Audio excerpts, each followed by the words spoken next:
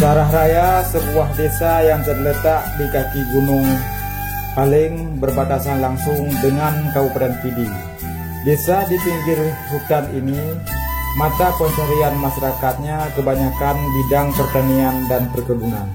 Desa dengan luas wilayah 42.000 hektar, jumlah penduduk 162 kepala keluarga dan 567 jiwa. Sangat banyak potensi sumber daya alamnya. Mari kita ikuti video berikut ini.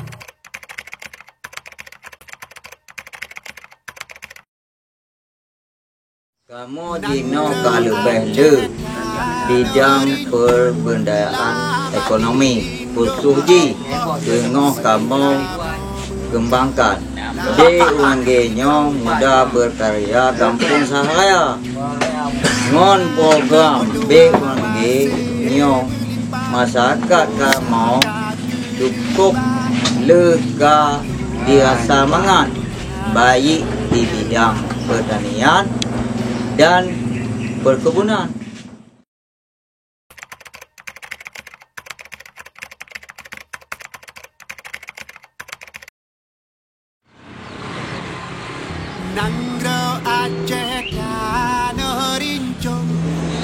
Waalaikumsalam. Nyo OMG dari Saraya pulang lah mau kena lebih berang deh. Pupul lah pula. Ya pula yang belum ada yang abe yang tidak kono. Kono nah. Kalian yang tidak hima kuat. Nah. Iya nah, ini mentang bide pada mapan. Mentang. Bide mapan kalian cerang lah. Mekong lah.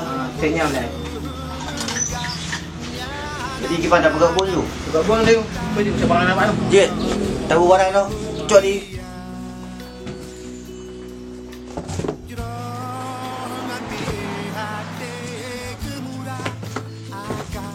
PUMG Sarah Raya merupakan contoh yang baik dalam mensejahterakan masyarakat. Di sini saya bantu kebutuhan yang diperlukan petani. Nanti semua menjualnya di sana dengan harga yang sama dengan kita jual. Kerjasama ini sama-sama menguntungkan. Kami sebagai pedagang untung, dia punya aset, masyarakat senang. Jadi hima kuat, run up, pay up, kabar yang madu, dikaji puino, itu bija pada itu kirim motor kumpul tu.